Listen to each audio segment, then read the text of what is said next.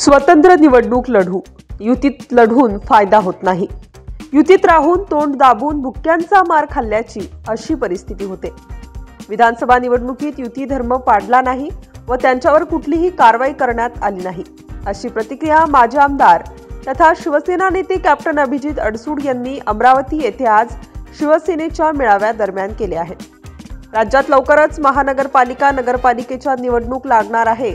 या अनुषंगाने सर्वच पक्ष आता पक्षबांधणीकरिता कामाला लागलेले आहेत। अमरावती येथे आज शिवसेना शिंदे गटाच्या वतीने महानगरपालिकेअंतर्गत कार्यकर्ता मेळावा घेण्यात आला व या मेळाव्यात शिवसेना, उद्धव ठाकरे, काँग्रेस, राष्ट्रवादी, शरद पवार गटातील विविध पदाधिकाऱ्यांची नियुक्ती कॅप्टन अभिजित अडसूड यांच्या उपस्थितीत पार पडल्या।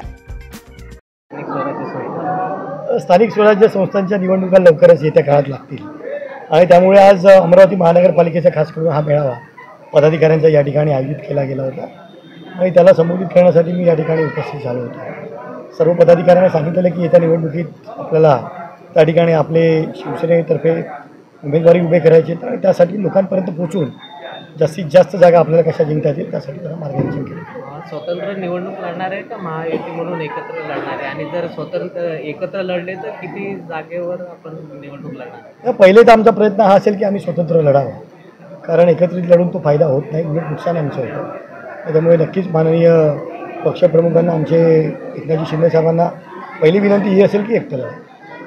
कसं नियोजन असेल महाराष्ट्रामध्ये? प्रत्येक महानगरपालिकेमध्ये स्वतंत्र राहणार आहे का काही काही ठराविक ठिकाणी? तो निर्णय सर्वस्वी एकनाथजी शिंदे साहेब घेतील, परंतु एक कार्यकर्ता म्हणून माझी किंवा आमच्या पर्सनल अमरावतीकरांची विनंती असेल की वेगळं नाही, कारण सगळ्यांनी धोका खाल्लेला आहे आणि त्यामुळे पुन्हा धोका कोणाला पत्करायचा नाही। विधानसभेमध्ये तुम्ही अनुभवलंच, महायुती म्हणून अनेकांनी काम केलं नाही तुमचं पण, आणि अनेक ठिकाणी पण पाहायला मिळालं। नक्कीच तोंड दाबून बुक्याचा मार खाल्ल्यासारखं त्या पद्धतीने परिस्थिती सगळ्यांची झाली।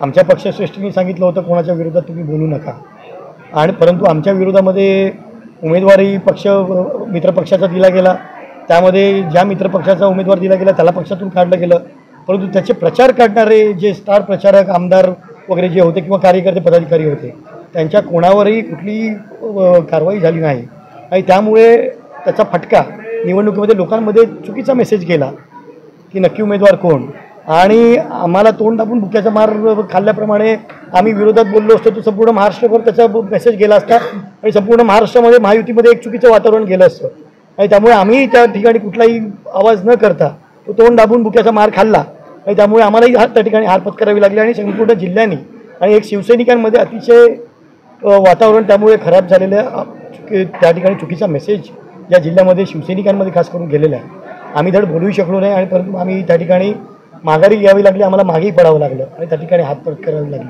आणि त्यामुळे आमची विनंती माननीय एकनाथ शिंदे साहेबांना ही असेल की कुठल्याही प्रकारे युती न करता एक शिवसेना म्हणून आपण निवडणूक लढली, कारण एकटा आधीच मुठभर सीट हातात घ्यायच्या आणि त्यामध्येही सुद्धा विरोधामध्ये आपल्या उमेदवार त्या ठिकाणी टाकले जाणार आणि पुन्हा आम्ही मित्रपक्षाच्या बद्दल बोलू शकत नाही विरोधामध्ये, कारण त्याचा मेसेज परत महाराष्ट्रभर जातो।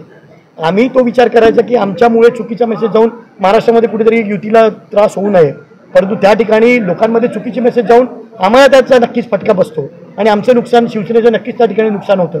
हे संपूर्ण महाराष्ट्राने अनुभवलेलं आणि खास करून अमरावतीकरांनी अनुभवलेलं आहे आणि त्यामुळे आमची विनंती माननीय एकनाथ शिंदे साहेबांना ही असेल की कुठल्याही प्रकारे युती करू।